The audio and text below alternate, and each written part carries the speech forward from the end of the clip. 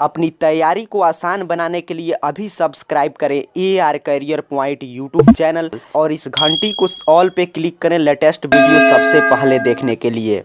Class 10th के maths के एक और ऑब्जेक्टिव वीडियो क्लास में आप सभी का स्वागत है। आज के इस वीडियो क्लास में हम लोग आपके क्लास 10th के मैथ के चैप्टर 7 अर्थात कि जो आपका पाठ 7 है जिसका नाम है कोऑर्डिनेट ज्योमेट्री, निर्देशांक ज्यामिति या जिसे आप नियामक ज्यामिति के भी नाम से जानते हैं। तो आपके इस चैप्टर से जो महत्वपूर्ण ऑब्जेक्टिव प्रश्न है जिनके इस साल की बोर्ड परीक्षा में पूछे जाने की संभावना सबसे ज़्यादा है, उन सभी प्रश्नों की हम लोग चर्चा करेंगे। ये सभी प्रश्न इंग्लिश और हिंदी दोनों मीडियम के छात्रों के लिए सेट किया गया है। उसके साथ साथ NCERT के नए पैटर्न पे आधारित हम लोग प्रश्न को समझेंगे। और यहाँ पे आपकी जानकारी के लिए बता दें कि पीछे हम लोग चैप्टर 1 से 6 तक के ऑब्जेक्टिव प्रश्न की चर्चा कर चुके हैं, क्योंकि कोई भी हम लोग चैप्टर वाइज शुरू किए हैं ताकि आपका एक भी चैप्टर नहीं छूटे, तभी आपका मैथ में शानदार रिजल्ट आएगा। तो अगर वो क्लासेज आप नहीं देखे होंगे तो उन सभी का लिंक मैं आपको इस वीडियो के डिस्क्रिप्शन बॉक्स में दे दूंगा, वहां से जाकर आप वो क्लासेज देख सकते हैं। चलिए शुरुआत करते हैं। कोऑर्डिनेट ज्योमेट्री बड़ा शानदार चैप्टर है और खूब सारे प्रश्न इससे परीक्षा में पूछे जाते हैं। पहला नंबर प्रश्न देखिए, कह रहा है निम्नलिखित में से कौन सा बिंदु तृतीय चतुर्थांश में है, थर्ड क्वाड्रेंट में कौन सा बिंदु है। तो ऐसे प्रश्न खूब आते हैं परीक्षा में। तो इसको बनाने के लिए सिंपल सा आपको ये वाला फिगर आपके दिमाग में क्लियर रहना चाहिए। यहाँ पे देखिए, अगर हमने एक ग्राफ बनाया तो यहाँ पे ध्यान से समझिए, हम बोलते हैं प्रथम पाद। इसे क्या बोलते हैं तो कहिएगा प्रथम पाद, और इसे हम बोलते हैं द्वितीय चतुर्थांश अर्थात कि द्वितीय पाद। ये है हमारा थर्ड क्वाड्रेंट और ये है हमारा फोर्थ क्वाड्रेंट। और इसमें बस आपको इतना ही समझ के रखना है कि जनरली हम लोग क्या करते हैं कि ऐसे चलते हैं अर्थात कि क्लॉकवाइज, बट यहाँ पे देखिए कैसे चल रहा है, एंटी क्लॉकवाइज। इस फिगर को माइंड में सेट कर लीजिए। यहाँ से काफी प्रश्न आएंगे कि प्रथम चतुर्थांश में क्या आता है तो प्लस प्लस, द्वितीय चतुर्थांश में क्या आता है तो कहिएगा सर माइनस प्लस, तृतीय चतुर्थांश में तो माइनस माइनस, चतुर्थ चतुर्थांश में तो प्लस माइनस। अब आपसे प्रश्न पूछा है कि तृतीय चतुर्थांश में इसमें से कौन स्थित है, तो इसको बनाने के लिए आपके दिमाग में आना चाहिए कि अच्छा थर्ड क्वाड्रेंट का साइन क्या है तो कहिएगा सर माइनस माइनस। तो इसमें आपको खोजना है माइनस माइनस कहाँ पे है तो बी नंबर ऑप्शन पे देखिए दिया गया -4 और -6, ये आपका तृतीय चतुर्थांश में, तो इसका राइट आंसर हो जाएगा। अब चलिए आप इस फिगर को कितना समझे, इससे मैं कुछ और प्रश्न पूछ ले रहा हूँ। मैं प्रश्न पूछने जा रहा हूँ, उसका जवाब अगर आप सही सही नीचे कमेंट बॉक्स में दे देते हैं तो इस तरह चतुर्थांश पर आधारित प्रश्न आपके परीक्षा में इसी 4 टाइप के आते हैं और यहाँ से गलत नहीं होगा। अब मैं आपसे पूछ रहा हूँ कि बताइए आप पहला जो ये लिखा और 6 यह किस चतुर्थांश में है।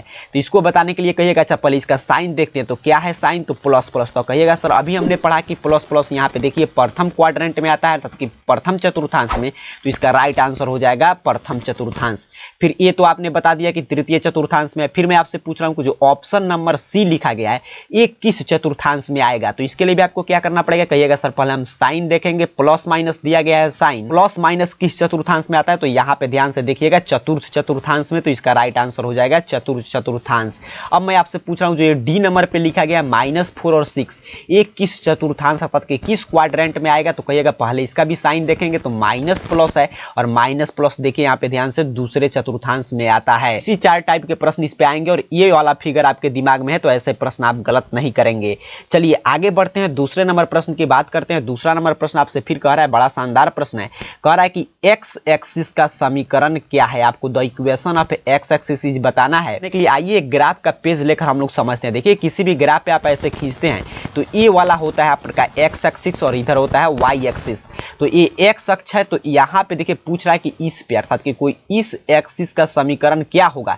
तो इस पे कोई भी बिंदु है तो एक्स का कोई ना कोई मान होगा, जैसे यहाँ पे है तो एक्स का मान 4 होगा, लेकिन वाई का मान पूछा जाएगा तो कितना है तो 0। तो एक्स एक्सिस का समीकरण क्या होता है वाई बराबर 0। और वहीं आपसे पूछता है कि वाई अर्थात कि इसका समीकरण क्या होगा। तो देखिए वाई पे कोई भी बिंदु रहेगा तो वाई का तो मान होगा 4 हो -4 हो कुछ भी, लेकिन एक्स का मान कितना हो जाता है 0, तो एक्स बराबर क्या हो जाता है 0। तो इसको आप समझ के रखेंगे कि एक्स अक्ष का समीकरण पूछेगा तो कहिएगा सर वाई बराबर 0, और वहीं आपसे पूछेगा कि वाई अक्ष का समीकरण बताइए तो क्या कहिएगा एक्स बराबर 0। उम्मीद करता हूं आप समझे होंगे, सारा खेल इसी लाइन का था। चलिए आगे बढ़ते हैं। तीसरा नंबर प्रश्न आपसे कह रहा है कि मूल बिंदु का नियामक क्या है अर्थात कि ओरिजिन का कोऑर्डिनेट्स क्या होते हैं यही आपको बताना है। तो देखिए मूल बिंदु का नियामक, जैसे ये मान लीजिए हमने ग्राफ खींचा तो मूल बिंदु कहाँ पे होता है ओरिजिन यहाँ पे 0 पे। वस्तु या कोई भी बिंदु अगर 0 पे है तो एक्स एक्सिस पे इसका मान कितना होगा 0, वाई पे भी कितना होगा 0, क्योंकि आप जानते हैं कि ऐसे हम लोग लिखते हैं नियामक एक्स वाई। तो यहाँ पे देखिए जब सेंटर पे है कोई चीज, ओरिजिन पे है, मूल बिंदु पे,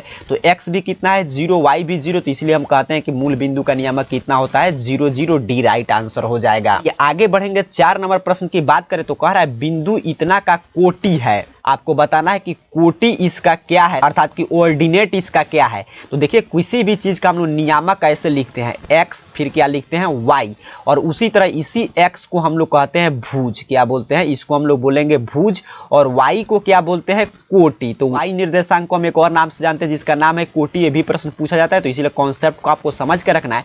और x को एक और नाम से जानते हैं जिसे हम कहते हैं भुज। अब आपसे क्या पूछा है सर कि -6 और 10 का कोटि क्या होगा? तो देखिए y का मान क्या होता है? कोटि। तो y का मान कितना है? 10। तो राइट आंसर ऑप्शन बी हो जाएगा। वहीं पूछे यही सवाल कोटि हटा दे, यहां से पूछे कि भुज क्या होगा? तो भुज क्या होता है? तो जो y की दूरी हो अर्थात कि x निर्देशांक, तो x निर्देशांक कितना है? -6 आंसर हो जाता है। आपको दिमाग में सेट कर लेना है कि x y हम लोग निर्देशांक लिखते हैं और x क्या होता है? भुज, और y क्या होता है? कोटि। चलिए आगे बढ़ेंगे। 5 नंबर प्रश्न देखिए, बड़ा शानदार प्रश्न है। त्रिभुज के शीर्ष का निर्देशांक इतना इतना तथा इतना दिया है, तो त्रिभुज के केंद्रक का निर्देशांक क्या होगा? अर्थात कि सेंट्रॉइड का जो कोऑर्डिनेट्स होगा वो क्या होगा? तो केंद्रक का निर्देशांक क्या होता है कि तीनों x1 + x2 + x3/3 और फिर y1 + y2 + y3 divided by 3। ये फार्मूला आप पढ़े होंगे, तो देखिए बी नंबर ऑप्शन पे लिखा गया है x1 + x2 + x3/3 और y1 + y2 + y3/3। तो यही होता है, यही होगा केंद्रक का निर्देशांक। तो बी इसका राइट आंसर हो जाएगा। और ये फार्मूला, इस पर अगर अंक भी पूछता प्रश्न, जैसे यहाँ पे दे देता 1 2 3 4, यहाँ पे 7 8 और पूछता कि इसका केंद्रक का निर्देशांक ज्ञात कीजिए, तो इसी तरह इसी फार्मूला पे आप x1 x2 और x3 जोड़कर उसमें 3 से डिवाइड करके, फिर y1 y2 और y3 जोड़कर उसमें 3 से डिवाइड करके और x y का मान बता देंगे। यही इसका केंद्रक का निर्देशांक हो जाता है। अंक भी पूछेगा तो इसी फार्मूला पे आपको बना लेना है। चलिए आगे बढ़ते हैं। 6 नंबर प्रश्न आपसे कह रहा है कि बिंदु r और s को मिलाने वाली रेखाखंड के मध्य बिंदु का नियामक क्या है? अर्थात कि कह रहा है कि मान लीजिए एक बिंदु यहाँ पे है जो इसका नाम है r, और r का निर्देशांक दिया गया है 0 और 6, और मान लीजिए यहाँ पे कोई बिंदु है इसका नाम है s और इसका भी निर्देशांक दिया गया है 8 0, और कह रहा है इस दोनों बिंदु को मिलाने वाला यह एक रेखाखंड हुआ, तो इसके मध्य बिंदु का निर्देशांक क्या होगा? मान लीजिए यहाँ पे मध्य बिंदु है तो इसका निर्देशांक क्या होगा? तो मध्य बिंदु का निर्देशांक का फार्मूला आप यहाँ पे देखिए पढ़े होंगे कि x1 + x2/2, y1 + y2 divided by 2। जब x1 और x2 यहाँ पे बिंदु रहे और x2 और y2 यहाँ पे बिंदु रहे, अर्थात कि इस मूल बिंदु का निर्देशांक का ये फार्मूला होता है। तरह इसमें x1 कौन है? तो देखिए यहाँ पे है x1, और इसमें ये क्या है? तो y1, और यहाँ पे क्या दिया है? तो कहिएगा सर x2, और ये क्या दिया है आपका? y2। फार्मूला मिल गया हमको x1 + x2, तो बैठाएंगे x1 कितना है? 0, x2 कितना है? 8 और डिवाइडेड बाई 2। फिर आपका y1 कितना है? तो कहिएगा सर 6, और y2 कितना है? तो 0 डिवाइडेड बाई 2। अब बन गया। अब सिर्फ आपको इसको सॉल्व कर देना है। तो 8 में 0 ऐड करेंगे तो 8 ही रह जाएगा, और आपका नीचे डिवाइडेड बाई 2, 6 में 0 ऐड कीजिएगा 6 ही रह जाएगा, डिवाइडेड बाई 2 एक कट के हो जाएगा 4, और यहाँ पे हो जाएगा 3। अर्थात कि इस रेखा के मध्य बिंदु का निर्देशांक हमने कितना बता दिया? 4 और 3। ऑप्शन पे ध्यान से देखेंगे तो डी पे दिया गया है, राइट आंसर हो जाएगा। चलिए आगे बढ़ते हैं। 7 नंबर प्रश्न की बात करें तो कह रहा है आपसे कि बिंदुओं 4 6 और 8 2 के बीच की दूरी क्या है? अर्थात कि आपसे डिस्टेंस फार्मूला आपको याद होगा, बीच की दूरी निकालने का फार्मूला क्या होता है? तो यहाँ पे ध्यान से देख लीजिए, x2 - x1 का whole square plus y2 - y1 का होल स्क्वायर ही फार्मूला होता है। चाहे आप x1 को इधर रखें या इधर, कोई मान में प्रभाव नहीं पड़ेगा, क्योंकि इधर रखिएगा तो हो सकता है माइनस में आए, लेकिन माइनस का भी होल स्क्वायर करेंगे तो प्लस ही आएगा, प्लस का भी होल स्क्वायर प्लस ही रहता है। तो इसलिए x1 - x2 आप याद किए होंगे, तब भी कोई चिंता की बात नहीं है। अब मैं पूछूंगा कि इसमें x2 कौन है? तो कहिएगा सर a है x2। y2 कौन है? तो a है आपका y2। y1 कहाँ पे है? तो यहाँ पे है y1, और x1 कहाँ पे है? तो यहाँ पे है x1। अब डिस्टेंस फार्मूला के सूत्र, क्योंकि दूरी सूत्र से ही निकलेगा, आपसे पूछा है दूरी निकालने के लिए, तो डिस्टेंस फार्मूला वाला सूत्र पे बैठाएंगे तो क्या कहता है? x2 - x1। तो x2 कितना है? 8, और x1 कितना है? 4, तो इसका होल स्क्वायर प्लस आपसे बोला y2 - y1, तो y2 हमारा कितना है? तो 2, और y1 कितना है? 6, तो इसका होल स्क्वायर। अब इसको सॉल्व कर लीजिए तो 8 और 4, 8 में से 4 माइनस कीजिएगा तो यहाँ पे हो जाएगा 4 का होल स्क्वायर, और यहाँ पे हो जाएगा -4 का होल स्क्वायर। फिर यहाँ पे 4 का होल स्क्वायर 16, और यहाँ पे भी 4 का -4 का, तभी माइनस माइनस गुना होकर क्या हो जाता है? प्लस। इसलिए मैंने बताया कि इसको इधर भी कीजिएगा तब भी कोई मान में प्रभाव नहीं पड़ेगा। 16 और 16 आप ऐड करेंगे तो 32, और 32 का अंडर रूट निकालिएगा तो क्या आएगा? तो 4√2। देख लेंगे ऑप्शन पे कहाँ पे दिया गया है, तो ए पे राइट आंसर हो जाएगा। आप उम्मीद करता हूँ जानते होंगे कैसे हम निकालेंगे। तो 32 का ऐसे हम लोग निकाल देंगे, 2 से देखिए हो जाएगा 16, 2 से होगा आपका 8, 2 से फिर ऐसे निकालिएगा तो 4, फिर 2 से 2, तो यहाँ से 2 में से 1 2 और 2 में से 1 2 निकालेंगे तो 4, यहाँ पे 1 2 बच गया तो ये रूट में ही रह जाएगा, तो इसलिए क्या हो गया 4√2 डिस्टेंस फार्मूला आपको याद रखना है। मैथ में सभी खेल फार्मूला का होता है, यदि आपको फार्मूला मालूम है उस पर अगर आपको इसको बैठाने आ गया तब तो सिर्फ आगे जोड़ घटाव गुना भाग होता है, वैसे आप आसानी से आंसर फाइंड आउट कर सकते हैं। अब देखिए 8 नंबर प्रश्न बड़ा शानदार है, कह रहा है कि बिंदु इतना से बने त्रिभुज का क्षेत्रफल क्या होगा। अर्थात कि आपसे प्रश्न पूछा कि कोई त्रिभुज है और त्रिभुज के तीनों बिंदु का निर्देशांक मान लीजिए ए बी सी है, तो इसका क्षेत्रफल क्या होगा। बड़ा शानदार प्रश्न है, 2 नंबर में भी आ सकता है, तो इसीलिए इसको ध्यान से समझिएगा।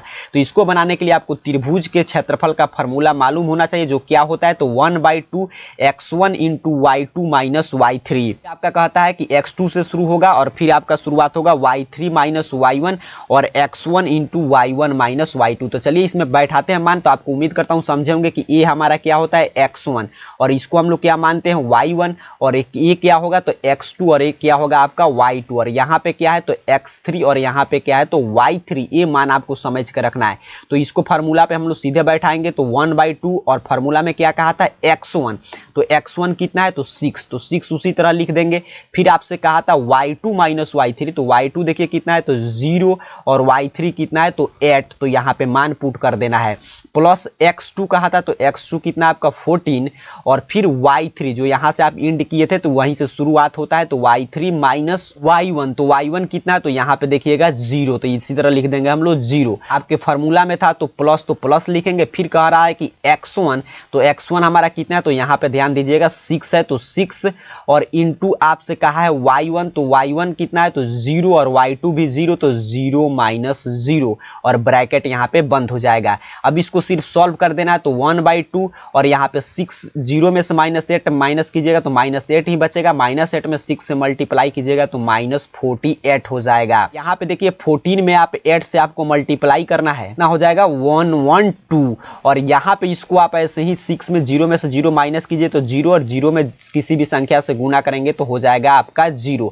अब यहाँ पे देखिए 1/2 उसी तरह रह जाएगा, पे 0 जोड़ने घटाने से कोई प्रभाव नहीं पड़ेगा। 112 में से यहाँ पे 48 हम माइनस कर लेंगे तो यहाँ पे आपका बचेगा 4 और यहाँ पे बच जाएगा आपका 6 और 2 से 64 कट के हो जाएगा आपका 32, तो 32 वर्ग इकाई इसका त्रिभुज का जो होगा क्षेत्रफल होगा। तो राइट आंसर यही हो जाएगा। 2 नंबर में भी पूछेगा तभी आपको इसी फार्मूला पे ऐसे ही बनाकर आंसर फाइंड आउट कर लेना है।